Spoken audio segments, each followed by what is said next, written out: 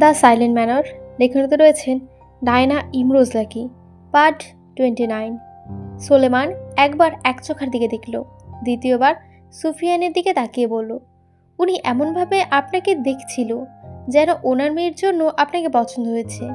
অদ্ভুত লোক, অদ্ভুত কর্মকাণ্ড যারা করে বেড়ায় তাদের চলন চালনও অদ্ভুতই হবে। অদ্ভুত কর্মকাণ্ড মানে? সোলেমান কিঞ্চিত অবাক চোখে জিজ্ঞাসা করল। সেসব জেনে তো লাভ কি? বাদ দে। বরুদ, হাবলু, লাল মিয়া ওরা কোথায়? ওরা সেই সকালে খেতে গেছেছে, কাজ করছে। আমি ভেজা খাবার বদলে আসি বলে সুফিয়ান ঘরের ভেতরে প্রবেশ করে। সোলেমান রাঙার কাছে দাঁড়িয়ে আছে, একটু পরপর ঘাড় উঁচু করে খেতের দিকে দেখছে। বরুদ, হাবলু, লাল মিয়া কাজ করছে। সোলেমান ক্ষেতের দিকে গেল, আইলের ওপর দাঁড়িয়ে লুঙ্গিটা ভাঁজ করতে ওদের তিনজনকে লক্ষ্য করে বলল, তোরা এদিকে আয়, কথা আছে। বরুদ হাতে বীজ, হাবলুর হাতে কোদাল, লাল মিয়া হাত থেকে জলের কলসি রেখে সোলেমানের কাছে উপস্থিত হলো। বরুদ, হাবলুও আসলো। লাল মিয়া লুঙ্গি কাঁচা দিতে দিতে বলল, তোরে যে কাজটা দিছি করতে পারছস সম্পূর্ণ? সোলেমান নতুন চোখে বলল, সুফিয়ান আমাদের আরো ভালো পথে আনতে চাইছে, চুরি ডাকাতি ছেড়ে হালাল কাজে উৎসাহিত করছে। উনি তো খারাপ কিছু করছে না, তাহলে ওনাকে শুধু শুধু মারা দরকারটা কি? লাল মিয়া ক্ষিপ্ত হয়ে তাতে দাঁত চেপে বলল, ধুর, কিসের ভালো কাজ? এসব ক্ষেত খামারে কাজ করে কয় টাকা পাই? এতদিন চুরি করলে মেয়ালা টাকা আয় করতে পারতাম। উনি আমাদের ভয় দেখায় রাখছে, এদিক সেই দিক করলে জমিদারের কাছে বিচার দেবে, তার আগে ওনার বিচার আমরাই করে ফেলি। চল। বরুদ আপত্তি কণ্ঠে বলল, দেখ, উনি তো আমাদের সাথে খারাপ কিছু করেনি, শুধু শুধু ওনাকে মারবি কেন? দরকার হয় আমরা তাকে বলি আমরা আর কৃষিকাজ করব না। লাল মিয়া বলল, তোর কি মনে হয় তুই এত সহজে ওনার থেকে পার পাবি? উনি এত সহজে আমাদের ছাড়বে না, আমাদের ব্যবহার করছে। তোরা এখন এসব বুঝলি না? হাবলু বলল, আমারও এটাই মনে হয়, উনি আমাদের ব্যবহার করছে, আমাদের দিয়ে ওনার কাজ হাসিল করছে।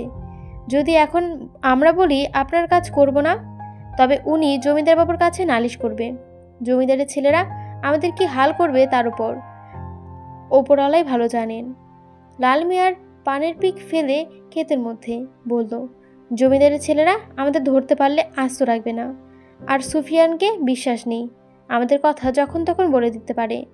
সে বলে দেওয়ার আগেই আমরা ওর জানটা কেড়ে নেব, ব্যাস, আর কোনো ঝুঁকি থাকবে না।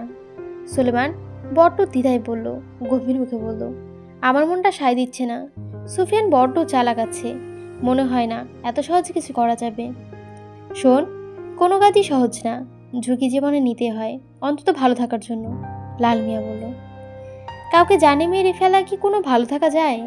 সোলেমান কথাটা বলতেই ঝড়ের গতিতে এসে লাল মিয়া ওর কলা চেপে ধরল, বলল, তুই কাজটা করবি কিনা বল, ভেবে দেখ, চুরি ডাকাতি করে কত টাকা আয় করতাম, আর এখন? সোলেমান বলল, কিন্তু এই কাজ কিভাবে করব? বরুদ ফিসফিসে বলল, আমার কাছে একটা বুদ্ধি আছে। সুফিয়ানের দাড়ি বড় হয়েছে, বলবি তুই একটা পাত্রে জল নিয়ে ওর মুখখানা নিজেকে দেখাতে বলবি, আপনার ধৈর্য সহ্য দরকার, বলে তাকে মাটিতে বসিয়ে বলবি, তুই দাড়ি কামানোর কথা বলে ছুরিটা যখন গলার কাছে নিবি তখনই এক টানে গলাটা কেটে দিবি। পারবি না? সোলেমান মুখে শীতল ভাব এনে বলল, আচ্ছা। সোলেমান ছুরিটা লুঙ্গির ভাঁজে রেখে সুফিয়ানের বাড়ির দিকে হাঁটল। সুফিয়ান বেশ কিছুক্ষণ হয় ঘরের ভেতর প্রবেশ করেছে, এখনো বাইরে বের হয়নি। রাঙা হেসে ধ্বনি তুলল, যেন এই বিপদের আশঙ্কা পেয়েছে। সোলেমান রাঙা শরীরে হাত দিয়ে দেখল, রাঙা ছিটকিয়ে ওকে এক লাথি মেরে ফেলে দেয়। সোলেমান দূরে গিয়ে পড়ে, মৃদু আওয়াজ তুলল। রাঙা পুরোটাই হেসে ধ্বনি তুলল। সোলেমান সুফিয়ানকে খুন করতে এসেছে, রাঙা যেন আগে টের পেয়েছে। ও ওর ভাষাতে সুফিয়ানকে সতর্ক করছে, কিন্তু তা পরিপূর্ণ স্পষ্ট নয়। সুফিয়ান ঘর থেকে বেরিয়ে আসে, সোলেমানকে মাটিতে পড়ে থাকতে দেখে বলল, তুই মাটিতে লুটিয়ে পড়ে আছিস কেন? আপনার রাঙা আমাকে লাথি মেরেছে, নিশ্চয়ই ওর শরীরে তুই আদর নয়তো বরঞ্চ অন্য কিছুতে ইঙ্গিত করে হাত রেখেছিলিস। ওর রাগ উঠেছে আর ওই লাথি মেরেছে। অন্যর কিছু ইঙ্গিতে হাত রাখা যায়? সোলেমান মাটি থেকে উঠে দাঁড়ালো। রাখা যায়। সুফিয়ান রাঙাকে আদর করে দিচ্ছে, ও বারবার হেসে ধ্বনি তুলছে। সোলেমান তাকে হত্যা করতে এসেছে, সুফিয়ানকে বোঝাতে চাইছে, কিন্তু পারছে না। সুফিয়ানকে আদর করলে এক পর্যায়ে রাঙা শান্ত হয়ে যায়। সুফিয়ানের পরনে সাদা রঙের পাঞ্জাবি, চুলগুলো আর বড় নেই, বাবরি চুলগুলো কেটে ছোট্ট করে রেখেছে। এতে যেন তার সৌন্দর্য আরও বেড়ে গেছে। সুলেমান সুফিয়ানকে বলল, আপনি সব সময় সাদা রঙের পাঞ্জাবি কেন পরেন? আমার সাদা রঙের পাঞ্জাবি সুন্দর দেখায়। আমার মা বলেছে। আমার দাদাও সাদা রঙের পাঞ্জাবি পরতো। আমারও সাদা রঙেরই পছন্দ বেশি। আপনার মা ঠিকই বলেছে, আপনাকে সাদা রঙে সুন্দর দেখায়। চুলগুলো ছোট করলেন যে? কেন, সুন্দর লাগছে না? জমিদার জমিদার লাগছে। সুলেমান হাতের ব্যথা পেয়েছে, কোনোয়ে ঝাল উঠেছে হালকা। ক্ষতস্থানটা দেখতে দেখতে বলল, কোথাও যাচ্ছেন? তালুকদার বাড়িতে যাব, আদিবার সাথে দেখা করতে। আদিবার সাথে না অন্য কারোর সাথে? সুলেমান মাথা নত করে বলল। সুফিয়ান সুলেমানের সম্মুখে এসে বলল, অন্য কি কারণ হতে পারে? সুলেমান দৃষ্টি এলোমেলো করে বলল, আপনার হবু বউয়ের সাথে কথা বলতে যাচ্ছিলেন, তাই না? একসাথে দুটো কাজ ফেরে আসবো।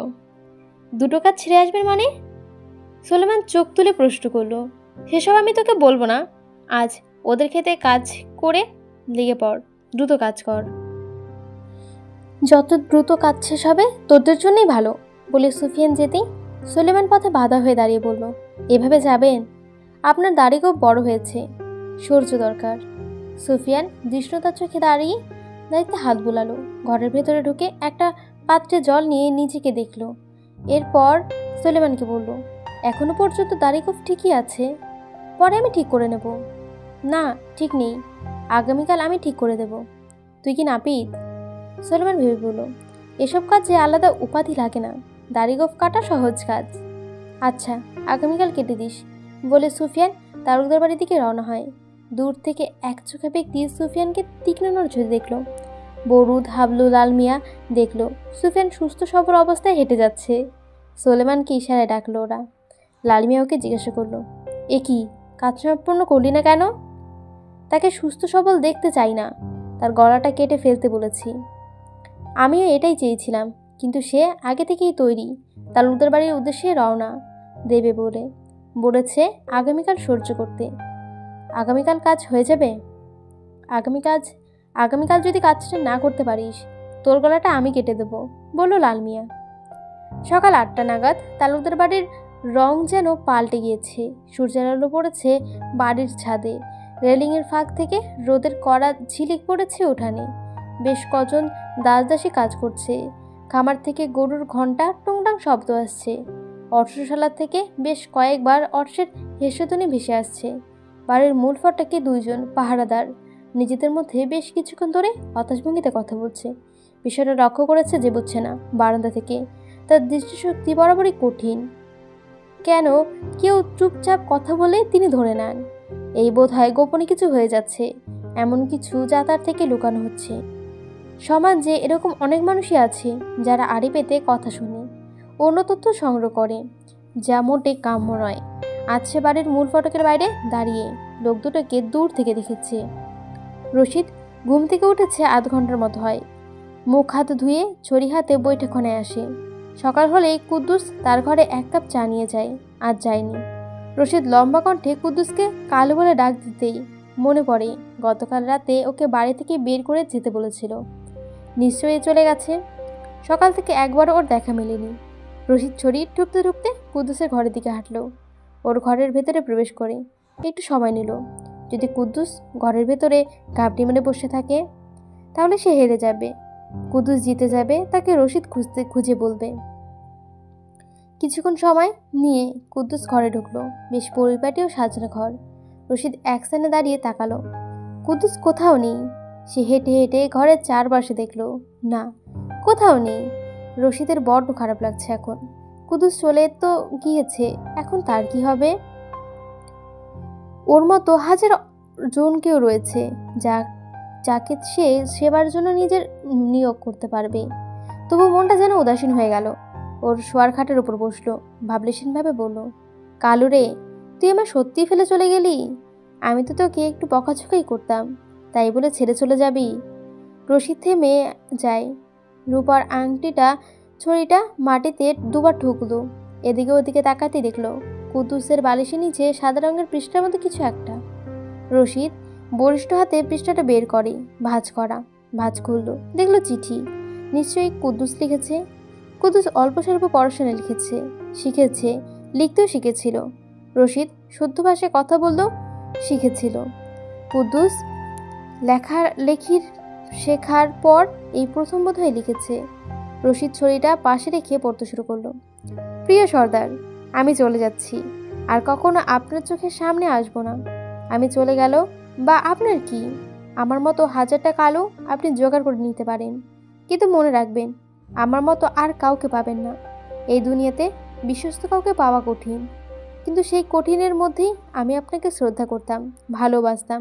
আপনার সেবা আমি টাকার জন্য না, মন থেকে করতাম, কিন্তু প্রতিবারই আপনি আমাকে তুরতুর করে তাড়িয়ে দিয়েছেন। একটু হলেই আপনি বাড়ি থেকে বেরিয়ে যেতে বলেছেন। আজ আমি আপনার কথা রেখেছি। সত্যি সত্যি আপনার বাড়ি ছেড়ে চলে যাচ্ছি। ভালো থাকবেন, আপনার শরীরে যত্ন নেবেন। নতুন যে আমার জায়গাটা দখল করবে তাকে আপনার ভালো মন্দ সম্পর্কে বুঝিয়ে দেবেন। আর হ্যাঁ, আমি আপনাকে বাবার মতো ভালোবাসতাম। ইতি, আপনার কালু। রশিদ চিঠিটা পড়ে কেঁদে উঠল। চোখের কোণে জল জমেছে, না চাইতেও জল গড়িয়ে ভিয়ে পড়ল তার গাল বেয়ে। সারাদিন কুদ্দুসের সাথে হাসি ঠাট্টা করত। তার রাগের মাঝে লুকিয়ে ছিল ভালোবাসা, যা কুদ্দুস উপলব্ধি করতে পারেনি। কুদ্দুসকে সে নিজের সন্তানের মতোই দেখত, স্নেহ করত, কিন্তু তা একমাত্র রাগ এবং বকাঝকার মধ্যে প্রকাশ করত। রশিদ হাত দিয়ে জল মুছে ফেলতো চোখের। চিঠিটা হাতের মুঠোয় রেখে কুদ্দুসের ঘর থেকে বেরিয়ে যায়। চোখের জল মুছে স্বাভাবিক ভঙ্গিতে বৈঠকখানায় বসল। না চাইতেও একটা গভীর শ্বাস ফেলল। তখন তার সামনে চা হাজির হয়। খানিকক্ষণের জন্য ভেবেছিল কুদ্দুস, কিন্তু না, অন্য কেউ। রশিদ চায়ের কাপের দিকে তাকিয়ে আছে। চা হাতে দাঁড়িয়ে শফিক বলল, বাবু চা নেন। আমার চা চাই না, আজকের পর আমার চোখের সামনে আসিস না। এটা কেমন কথা? কুদ্দুস বাড়ি ছেড়ে চইলা গেছে, এখন আমরাই আপনার দেখভাল করতে হইব। রশিদ বিরক্ত স্বরে বলল, বললাম তো সরে যা আমার সামনে থেকে। দ্বিতীয়বার মুখে বলবি না, লাঠি মেরে তাড়িয়ে দেব। শফিক চলে যায়। রশিদের মনটা উদাসী লাগছে। কুদ্দুস নেই, সত্যি সত্যি তাকে ছেড়ে চলে যাবে সে ভাবতে পারেনি। তার উদাস মনের ভাগিদার হতে যেন জিবুচ্ছেন উপস্থিত হলো। রশিদের সামনে বসলো, মুখে এক গাদা পান। রশিদকে নির্বাক চোখে দেখে বলল, কি হয়েছে ভাই, মন খারাপ কেন? কিছু হয়েছে? না, তেমন কিছু না। পাখিরা কোথায়? রশিদ প্রসঙ্গ পাল্টাতে চাইল। পাখিদের কথা বাদ দে, আমার প্রশ্নের জবাব দে। ওই দিন মেলা থেকে 15টা বাচ্চা গায়েব হয়েছে, সেসব নিয়ে ভেবে দেখেছিস? আজ আমি জানতে পেরেছি গ্রামে হট্টগোল শুরু হয়েছে, তোর কাছে অভিযোগ নিয়ে আসলো বলে। একটা দুটো 15টা বাচ্চা, চিন্তার তো বিষয় হবেই। আমি সময় করে দারোগার সাথে কথা বলবো, তুই এসব নিয়ে ভাবিস না। দে, একটা পান দে, খাই। জিবুচ্ছে না পান এগিয়ে দিতে দিতে বলল, 15টা বাচ্চা গায়েব, এটা কোনো সাধারণ বিষয় না। যত দ্রুত সম্ভব কিছু কর। না জানি দোষ আমাদের ঘাড়ে আসুক বাপু। এটা কেমন কথা? দোষ আমাদের ঘাড়ে আসবে মানে? আমরা কি করেছি? আমরাই তো এই গ্রামের জমিদার, কিছু একটা হলে দোষ আমাদেরই হবে। তুই অনেক বেশি কথা বলিস, এই জন্যই বলে নারীরা বরাবরই এক কাঠি ওপর দিয়ে চলতে চায়। নারী আর পুরুষের বুদ্ধির অনেক পার্থক্য, বুঝলি? রশিদের কথাটা শুনতে মোটেই ভালো লাগেনি যে বুঝছে না। সে মুখ ভেঙচি কেটে বলল। দ্বিতীয় একটি শব্দ উচ্চারণ করার আগে সুফিয়ান উপস্থিত হয়। সুফিয়ানকে রশিদ দেখে সালাম করল। রশিদ মৃদু হাসলো, তারপর সালামের জবাব দিল। বলল, তোর আদব কায়দা আমার বেশ ভালোই লাগে সুফিয়ান। তা এই সময় এখানে? জি চাচা, আবিদের সাথে দেখা করতে এসেছি, একটু কাজ আছে। ওই দিন মেলার পর আর দেখা হয়নি ওর সাথে, তাই। ওপরে আছে হয়তো, যা দেখা করে আয়। সুফিয়ান সিঁড়ি বেয়ে ওপরে চলে যায়। যে বুঝছে না অস্পষ্ট হলো, অসন্তুষ্ট হচ্ছে। সে অসহ্য মুখে বলল, তোর কি কিছু কাজকর্ম আমার ভালো লাগে না? সুফিয়ান জোয়ান ছেড়ে, আমাদের ঘরে একটা যুবতী মেয়ে আছে, হুটহাট যাকে তাকে ঘরের ভেতরে জায়গা দেওয়াটা মোটেই উচিত না। কি থেকে কি হয়ে যায় কে জানে। ওকে যাকে তাকে বলছিস কেন? সুফিয়ান বড্ড কর্মমুখ ছেলে, ওর জন্য আমাদের গ্রামের কৃষিকাজটা এত উন্নতি হয়েছে বলে রশিদ হো হো শব্দে এসে উঠল। সুফিয়ান অন্দরমহল থেকে হাঁটছে আদিবের ঘরের দিকে। যে পথে এগোচ্ছে সে পথে ফারদিনার ঘর পড়বে। আদিবের ঘরের আগে ফারদিনার ঘর। ফারদিনা কি করছে এক নজর দেখবে বলে সুফিয়ান নিশ্চিত করলো। সুফিয়ান ফারদিনার ঘরের সামনে এসে থমকে দাঁড়ালো। ফারদিনার ঘরের দরজাটা হাট করে খোলা। সুফিয়ান উপযোগী না মেনে সরাসরি দরজা সম্পূর্ণ খুলে ফেলল। ফারদিনা বিছানায় আচ্ছা অবস্থায়, পরনে কালো রঙের শাড়ি এমনভাবে পরেছে তাতে ফারদিনার আবেদনময়ী অঙ্গ দেখা যাচ্ছে। একজন পুরুষকে আকৃষ্ট করার জন্য এরূপ অভিব্যক্তি যথেষ্ট। তার মুখে উজ্জ্বল হাসি। একা একা কেউ হাসে না, তার হাসির পেছনে নিশ্চয়ই কোনো কারণ আছে। সুফিয়ান বাদিকে হালকা তাকিয়ে দেখল আজমাত ছবি অঙ্কন করছে, ফারদিনার ছবি। আজমাত ফারদিনাকে একটু পরপর নির্দেশনা দিচ্ছে আর সে সেভাবে শরীরকে ঠিকঠাক করছে। সুফিয়ানের এক ঝটকায় ঘরে থেকে বেরিয়ে যায়। তাকে ফারদিনা বা আজমাত কেউই দেখেনি। সুফিয়ানের প্রচণ্ড রাগ উঠছে, চোখ বড় হয়ে গেছে তার, চোখের পাতা যেন থরথর করে কাঁপছে, চোখের মনি সংকুচিত হয়ে গেছে, চোখ দুটো লাল হয়ে গেছে মুহূর্তেই। কোন দিকে যাবে ঠিক বুঝতে পারল না। দ্বিখণ্ডিত হয়ে হারিয়ে যেতে চাইল সব। নিজেকে কিছুক্ষণের জন্য শান্ত করে আদিবের ঘরের দিকে গেল। আদিব ঘরে নেই, একজন দাসী দাঁড়িয়েছে। আদিব ছাদে, সুফিয়ান ছাদে গেল। আদিব শান্তভাবে দাঁড়িয়ে সিগারেট ফুঁকছে। সুফিয়ানের পায়ের আওয়াজে তাকালো।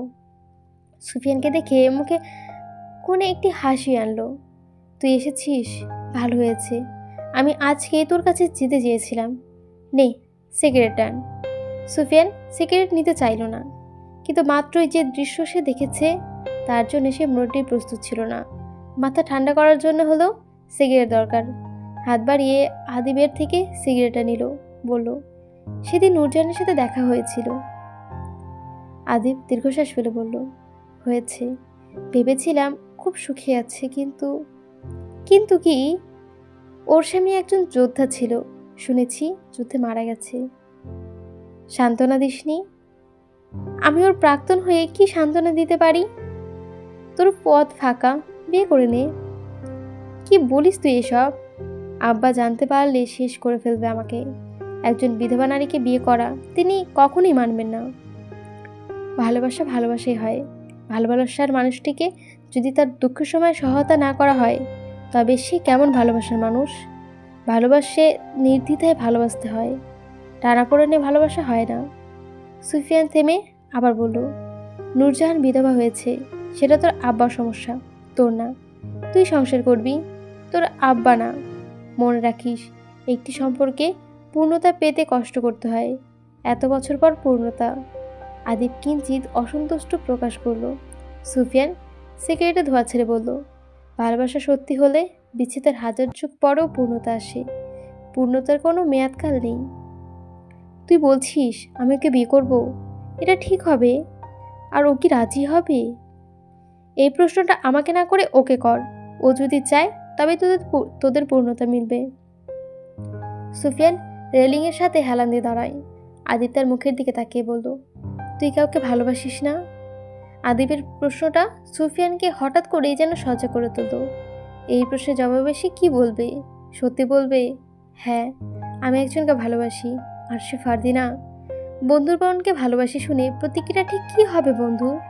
নাকি মিথ্যে বলবে, না আমি কাউকে ভালোবাসি না? সুফিয়ান মিথ্যে বলতে চাইছে না। ফারদিনাকে সে ভালোবাসে, আর সে ফারদিনা ভালোবাসা নিয়ে ক্ষুদ্রতম মিথ্যা বলতেও চায় না। আদিব সুফিয়ানের কথার জবাবের অপেক্ষা করে বলল, চুপ করে আসিস যে? একজনকে ভালোবাসি, নিজের থেকে বেশি। কে সে? সময় হলে জানতে পারবি। তাকে নিজের করে পাওয়া সম্ভব আছে তো? না, আবার আমার মতো অবস্থা হয়ে যাবে তোরও। যাকে ভালোবাসি তাকে নিজের করে পাবো না, এমনটা ভাবতেও কষ্ট হয়। সুফিয়ানের মুখটা যেন ধোঁয়াশে হয়ে গেল। আদিব সুফিয়ানকে সান্ত্বনা দিয়ে বলল, বলতে চাইতি তখন ছাদে ফারদিনা হাজির হলো। সুফিয়ান একবার ফারদিনার দিকে চোখ সরিয়ে নেয়। ফারদিনা আদিবকে বলল, ভাই আব্বা তোমাকে এক্ষুনি রেখেছে। আদিব সুফিয়ানকে লক্ষ্য করে বলল, সুফিয়ান আমার বোন নাকি আজকাল বড় রাতে একা একা ঘর থেকে বের হয়? প্রেমে পড়ো নাকি?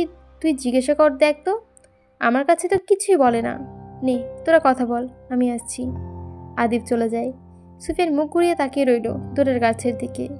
ফারদিনা বেশ মোহময় কণ্ঠে বলল, ঝিলমিল তোমাকে দেখেছে। ও বলল, তুমি ছাদের দিকে এসেছো। এসে দেখলাম আদিব ভাইকে। আমি মিথ্যে বলে ওকে পাঠিয়ে দিয়েছি। অনেক করেছো, এখন তুমি একা একা হাওয়া খাও, আমার কাজ আছে, যেতে হবে বলে সিগারেটে ফেলে দেয় সুফিয়ান। যেন সবটুকু রাগ সিগারেটের ওপর ছিল। ফারদিনা বিস্ময় বলল, এমনভাবে আচরণ করছো কেন? আমি কি কোনো অপরাধ করেছি? আমি তোমার সাথে কথা বলতেই চাই না, তোমার মুখও দেখতে চাই না। তাহলে আসলে কেন? চলে যাও। ফারদিনের কথাটা বলতেই সুফিয়ান ছাদ থেকে চলে যেতে চাইল। ফারদিনা কিছুটা অবাক হলো। সে বলতে চাইছে সুফিয়ানের সাথে, কিন্তু সুফিয়ান চলে যাচ্ছে। ফারদিনা দ্রুত সুফিয়ানের পথে আটকে দাঁড়ালো। বলল, কি হয়েছে বলবে তো? আমি কোনো ভুল করলে সেটা বলো আমায়। সুফিয়ান ক্রোধের সাথে ফারদিনার হাতে ফারদিনার ক্রোধের হাতে ফারদিনার দুই কাঁধ স্পর্শ করে বলল, তোর চরিত্রের ঠিক নেই। বিদেশি ছেলের প্রতি তোর বেশ টান। উলঙ্গ হয়ে আজমাতের সামনে শুয়েছিলিস। কে জানে সবার আড়ালে তুই কি করিস? সুফিয়ানের চোখের দিকে ফারদিনা তাকাতে পারল না। জ্বলন্ত আগুনের মতো তাপ সুফিয়ানের চোখে মুখে ফুটে উঠেছে। নিকৃষ্ট ভাষার জন্য ফারদিনা কান্না শুরু করলো। হাতে নখ খুঁড়তে খুঁড়তে বলল, আজমাত আমার ছবি অঙ্কন করছিল, আমি বলেছিলাম করতে। সে বেশ সুন্দর ছবি অঙ্কন করতে পারে। তুমি নিশ্চয়ই সেসবই দেখে ফেলেছ। ফারদিনের কণ্ঠে কান্না, নাক লাল হয়ে গেছে। সুফিয়ান ফারদিনের কান্না সহ্য করতে পারছে না। তুই তো করে ভাষা ব্যবহার করেছে। ফারদিনের কষ্ট হয়েছে, সে মানতে পারছে না। রাগটা অতিমাত্রায় হয়ে গেছে। স্বীকার করলো সে। ফারদিনা বলল, তুমি না চাইলে আর তোমার সামনে আসবো না বলে সুফিয়ান ফারদিনার হাত ধরে টেনে নিজের বুকের সাথে জড়িয়ে ধরল। ফারদিনার হাতে বাঁধন ভাঙার মতো কান্নে কেঁদে পড়ল। সুফিয়ান ফারদিনাকে শক্ত করে জড়িয়ে বলল, মাফ করো মেয়ে, তোমাকে ওরকম অবস্থায় দেখে আমার মাথা ঠিক ছিল না। তোমার কান্না আমার হৃদয়ে ছুরির মতো আঘাত করে। ফারদিনা কান্না থামিয়ে বলল, তুমি এখানে থেকে আমাকে নিয়ে চলো, অনেক দূরে দুজনে চলে যাই। দুর্ভাগ্যবশত সুফিয়ান ও ফারদিনার অন্তরঙ্গ মুহূর্তের দৃশ্য দেখে ফেলল।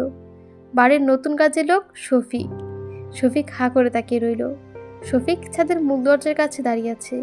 শফিক দেখল ছাদের দিকে রায়ান আর সায়েম বেশ দ্রুত পায়ে হেঁটে আসছে। শফিক খুশি হলো। সুফিয়ান আর ফারদিনাকে এরকম অবস্থায় দেখলে তার ভাইয়েরা হাঙ্গামা শুরু করে দেবে, বড় ধরনের ঝড় হবে, আর শফিক সেটাই চায়। পর্বটা এখানে শেষ হয়ে গেছে। কেমন হয়েছে অবশ্যই জানাবেন। ভালো লাগলে অবশ্যই লাইক, কমেন্ট এবং সাবস্ক্রাইব করে দেবেন। আসছি আজকে, ধন্যবাদ।